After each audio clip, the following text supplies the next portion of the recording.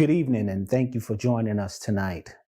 This first episode is dedicated to a classmate and fellow Kingsman, Dominique Bing Bong Miller, aka DJ Dom Nice, who lost his battle to cancer last month. Rest in peace, Dom.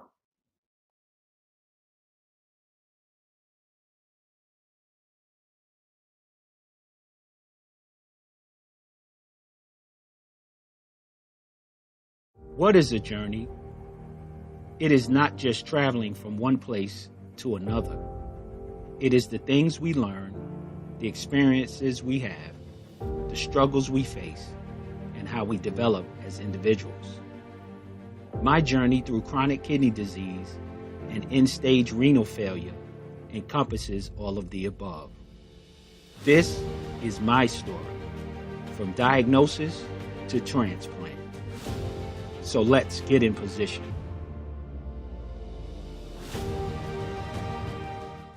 Well, my story, it starts in the spring of 2000 in Richmond, Virginia. Hence the VUU. Shout out to Panther Nation.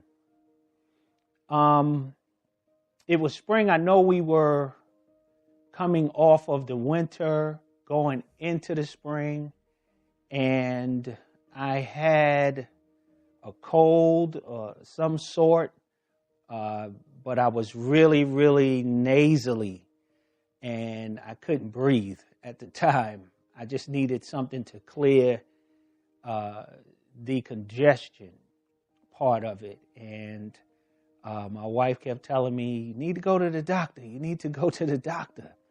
And I thought it was just going to clear up, but it just didn't clear up. It kept going on and on and on. And so she was like, you got insurance, you got good insurance, so just go to the doctor. So I made the appointment to the doctor and to my primary care physician. And I went to my visit. And of course, you're waiting around and I can't breathe. I'm in the waiting room. So they call me. So they take me to the back. And the nurse asked, okay, what brings you in today?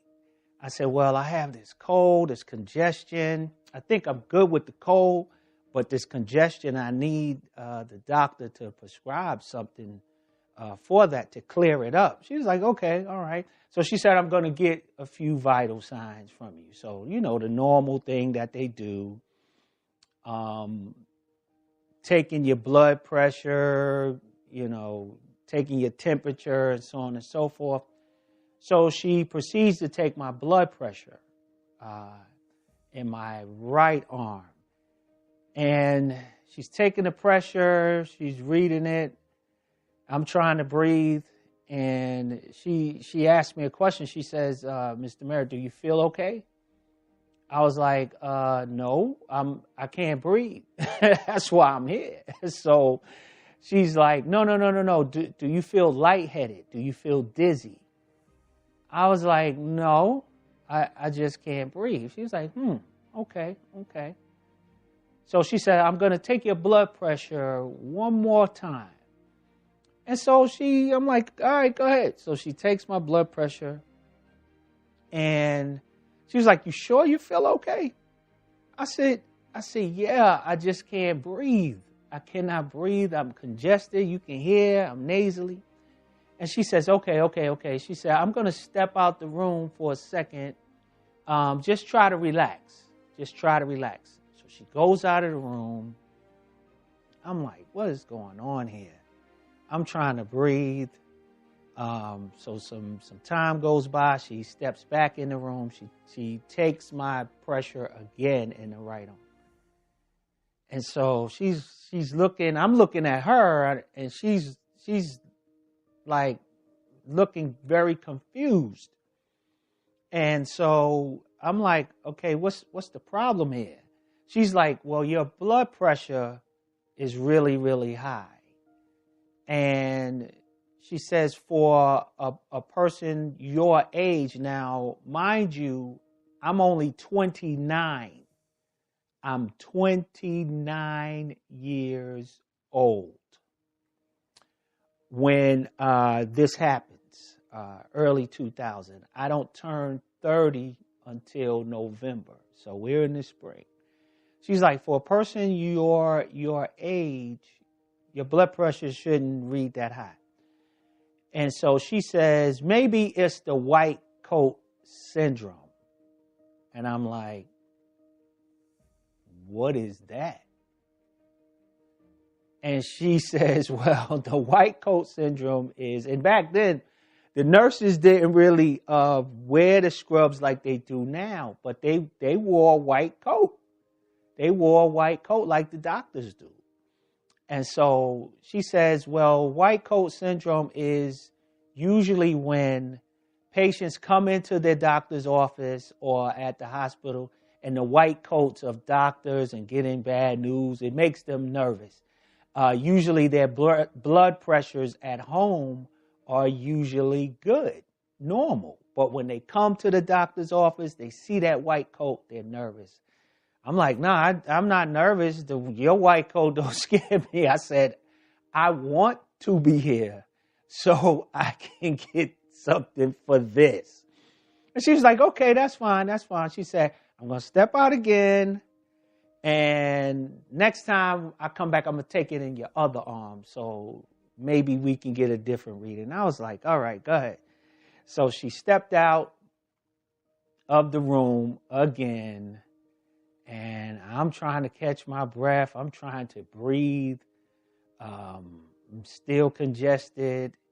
And so she comes back in and she's like, feeling all right? I said, yeah, I just can't breathe. So she takes it in my left arm this time.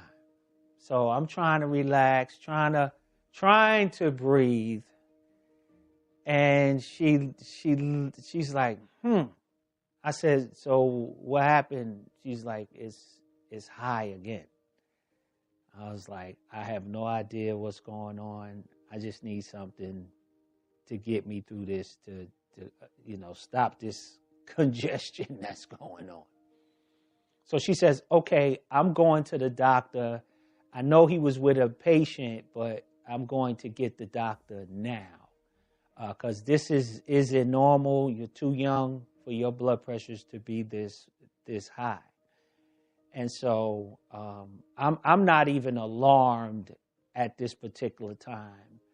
I'm just wanting something for, the congestion per se.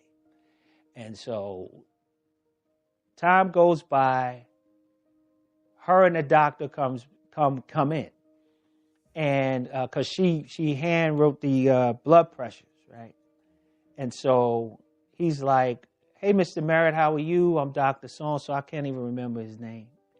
And so he's like, you got some very, very high blood pressures. So what brings you in here today? I said, well, as you can hear, I'm congested. I think I'm over the cold part or portion. But I just can't breathe. I'm nasally. I'm congested. I need something for that. So he proceeds to take my blood pressure. And he's like, wow, that's pretty high. And I'm like, what does that mean? And so he takes a seat. And he describes to me, he says, this is not normal. I have some concerns. You being such a young man and you look healthy, he says, meaning that, you look strong enough, you look healthy. I'm thinking that there is something else going on. I said, but you're going to give me something for my nasal congestion, right? I said, because that's why I came in here. Could you give me that, please? And he's like, yeah. He's like, yeah, that's not a problem. I'm going to prescribe you something. I'm going to give you something for that. He said, I'm going to make a recommendation and I'm going to refer you to a nephrologist. And I'm like, what? A who? what is that? Wait, time out. What is that? And he's like, well, don't be alarmed. He says, but one of the things that not a lot of individuals know about, but your kidneys actually regulate your blood pressure. I was like, really? Wow. And he's like, yeah. And he says, being that you're such a young person, you're only 29 years old, I have some concerns. So a nephrologist is a kidney specialist. This is what he tells me. And I'm like, okay. He says, I want you to see the nephrologist so we can get to the bottom of this. And so he gives me the prescription for the nasal stuff. And I'm like, okay. And he writes up the referral for the nephrologist. So I'm like, all right. So I'm still kind of puzzled because I don't know what's actually going on here. I'm not nervous or afraid, but I'm just like, okay, scratching I had hair then, but I'm scratching my head. I'm like, okay, a nephrologist. So, all right. So I get home and, I'm home before everybody else. My son comes home. I think I had to pick him up from school. And then my wife comes home from work and she's like, you good? What's going on? You all right? I said, well, they did give me something for the, congestion. I went and picked that up, but he was saying something about my blood pressure being high. I don't know. And so they want me to see a nephrologist. And she's like, a what? A who? I said, that's the same thing I said. I'm like, yeah. Well, now I'm educated, right? So I'm telling her, okay, a nephrologist is a kidney specialist. A kidney specialist? But you need to see a kidney. What that got to do with your congestion, right? So I'm like, okay, all right. Let me just explain. What's going on. So when I went into the doctor, I go over the whole thing. I tell about the nurse going out and the white coat syndrome and all that hoopla and all that other stuff. And he explains to me that the kidneys regulate your blood pressure. And so she's like, really? Wow, didn't know that. I said, I didn't know it either. And so I got to go see this nephrologist. They referred me, so I'll call them tomorrow and set an appointment with them, and we'll see what's happening. And so time goes on. I set the appointment for the nephrologist, not too far from the house. Matter of fact, we didn't live too far in Richmond. We didn't live too far from a hospital up the road. Wasn't too far from us. And so I go to the appointment, and now I get to see the nephrologist, right? And for the life of me, I can't remember her name. I see her face, but I can't remember her name. But she was very, very nice, very, very pleasant. And she explained to me what she does, what a nephrologist does. They're a kidney specialist. I'm like, okay. And then she reads the blood work results. And so she's looking at the blood work results and she's going over it and she's like, okay. Wow, your creatinine levels are pretty high. Your bun is blah, blah, blah, blah, blah. She's naming all these terms. And so I'm like, creatinine? What's a creatinine or creatinine? She's like, no, creatinine. So I'm like, okay, creatinine. What is that? She's like, well, that's a specific test that we do to test your blood work, and it has to be in a certain range. And yours is off the charts right now. And I'm like, whoa, off the charts? And so I'm like, okay, all right. So what do we do? Or, where do we go from here? And so she says, well, I want to do a kidney biopsy. What? What's a what? I mean, I'm so young, I'm naive. I never been sick in my life.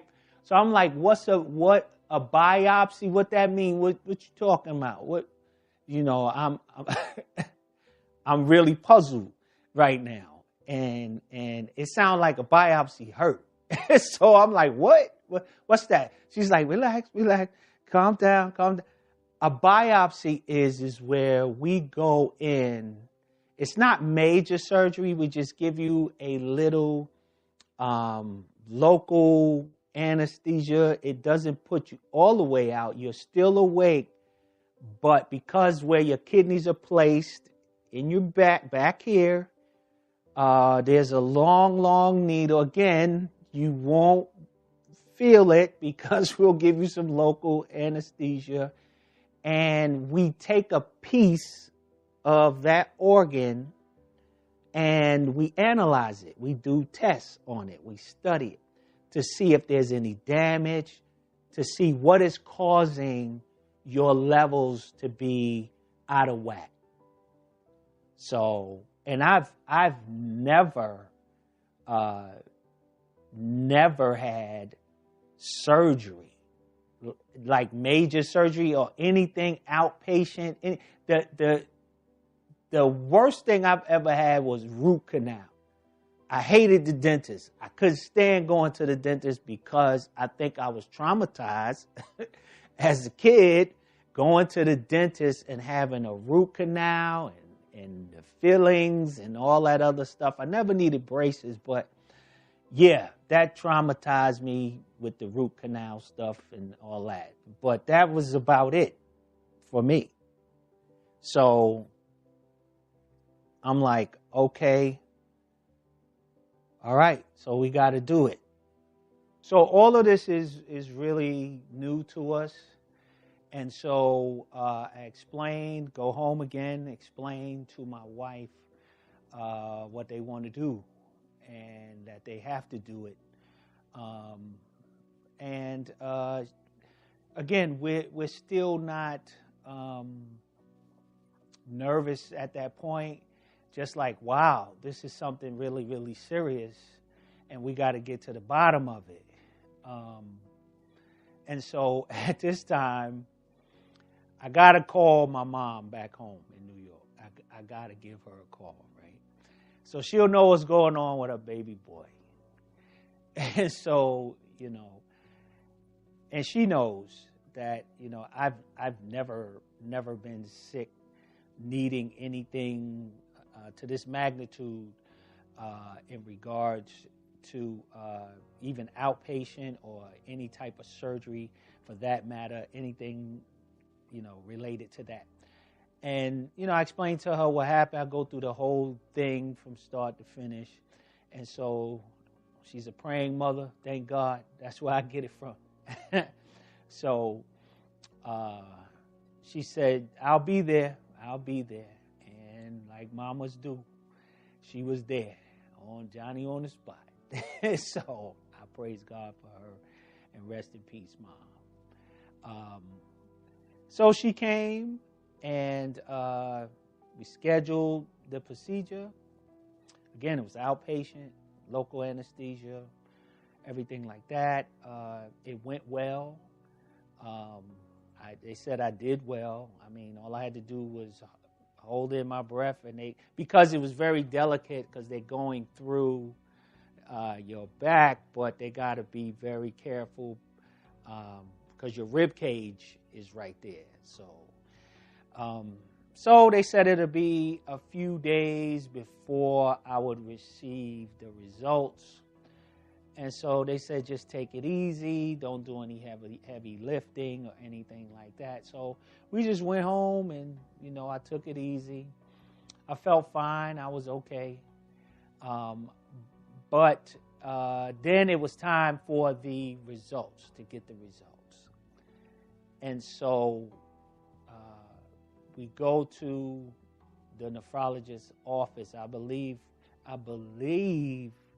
my wife was with me at that time because, that's very serious. So you definitely want to have someone with you, especially something as serious as that. And I hope that my brothers and sisters who suffer with this, whatever age you are, even everyone else who's dealing with anything else, I just want to say to you, it's important to take someone else with you because you're trying to process it in your mind as to what's going on, and you may not be thinking straight. I know for me, I'm high level overview, but my wife, she's the detail. She's detailed person, and she's the best question asker I ever seen. Like, I look at her sometimes like, how you come up with that? Where you get that from? So that's just perfect. It was perfect. It was great. So you want to take individuals with you. If you don't have anyone, ask a neighbor, or ask a neighbor something like that, because you gotta have someone with you. You gotta have the support. And I know for everyone, it's not as simple as that. So I took my wife with me, and we're sitting there with the nephrologist, and she begins to go over what they discovered. And so she says, well, Craig, what we discovered was a lot of scarring. And she had in her office, of course, she's a nephrologist, a kidney specialist. She had a model of a kidney. And so she brings it before us, and she says, well, your kidneys are made up of, especially on the outer layers, your kidneys are made up of filters. These are the filters because the function of the kidney is to filter out all the toxins, all the waste. It regulates your blood pressure. It sends the good blood back into your body, filters all the junk out. However, the filters are not on the inside. They're on the outside, right? They're on the outer layer of the kidney. And she says what we discovered was damage. Your kidneys are severely damaged on the outside. And so she tells me, and there is no repairing it. So I'm like, whoa, what you mean? You can't fix this? Like, y'all can't go in and fix it? She's like, no. Once they're damaged, they're gone. They're damaged. That's it. She says, now, we're taking all of this in. We're being educated. What I did find out was that the liver is the only organ that can repair itself, right? Other organs can't do it. The kidneys cannot do it. And your kidneys are very vital to your body, to your health. Some are saying that more so than your own heart. Even though your heart is important, the cholesterol, you want to keep that down. But your kidneys really do the work. They do the work. They're very important. And so she says, you have what we call CKD. And I'm like, okay, what's that? She's like, that's chronic kidney disorder. She's told me it was chronic kidney disorder. Many might know it as chronic kidney disease. And she said, yours is specific. And I said, okay. So we're sitting there listening, taking all of this in. She says, yours is very specific. And I'm like, okay. She said, you have, and she named it. There's a name, a long medical term for it, and it's focal sclerosis. It's so long, they shorten it to the acronym FSGS.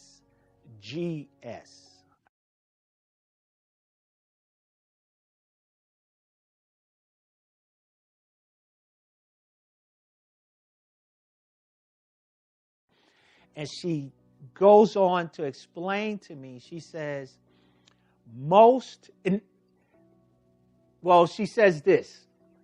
She says, do you recall when you go to the restroom and you urinate and your urine is very frothy? And I'm like, frothy, what you mean? She says, bubbly. She says, you ever seen someone, like a bartender, pour beer in a glass and that foam at the top? I said, yeah, I noticed that a lot. It happened. She said, well, because of the damage to your kidneys, the FSGS, what happens is the kidney cannot filtrate the waste like it should. And what happens is it's spilling protein. She said that froth is protein, and the kidneys are not supposed to be doing that. I'm sitting there. I'm like, wow. Because we know, those of us that work out, that you need the protein to build muscles. So having FSGS, I'm spilling protein into my urine. Hate to be gross, but that's the story, guys.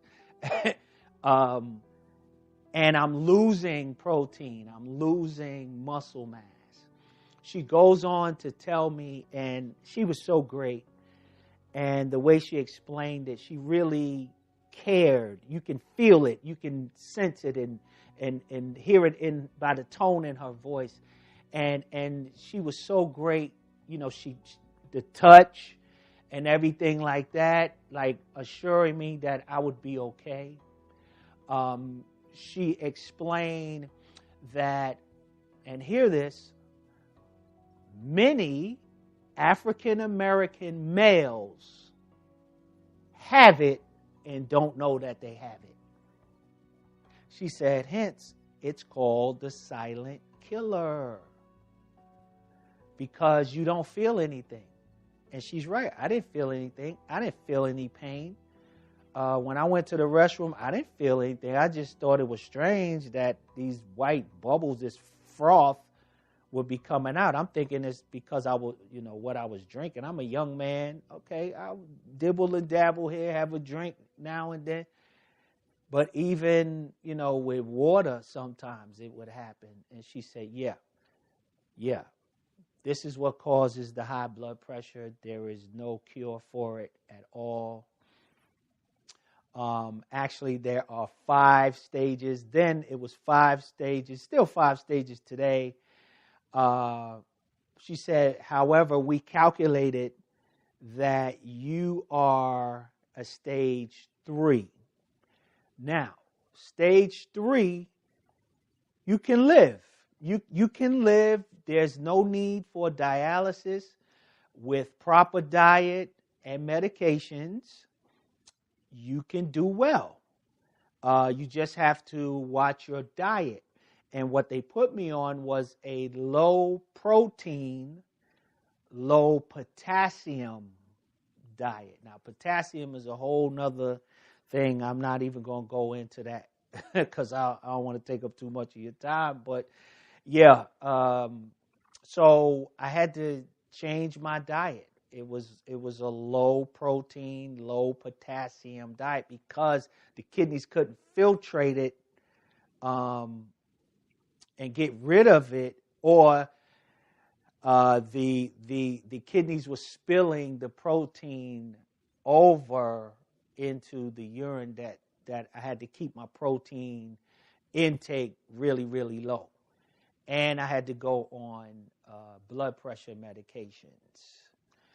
So, and I was, and the puzzling part was, okay, how did this come about? What happened? What caused this? Right. So she says, okay, there's a myriad of things that could have caused the damage to your kidneys. She says you're not diabetic, so that didn't do it, because 9 times out of 10, those of us who are African American usually is diabetic. With diabetics, and it leads to kidney failure. Or we just have high blood pressure and it leads to kidney failure. And so she says, you're a young man, there's other things that could cause this to happen, this type of damage that we've seen.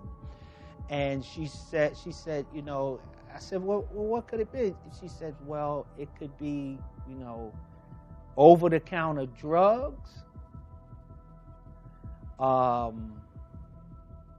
things of that nature. So she's like, over-the-counter drugs, cold medicines. She said, even to, aspirin. And I'm like, aspirin? What you mean? She said, like ibuprofen, Motrin. And she goes on to say, BC powders. I said, BC powders? She's like, yeah, that could cause damage. And I'm like, oh my God.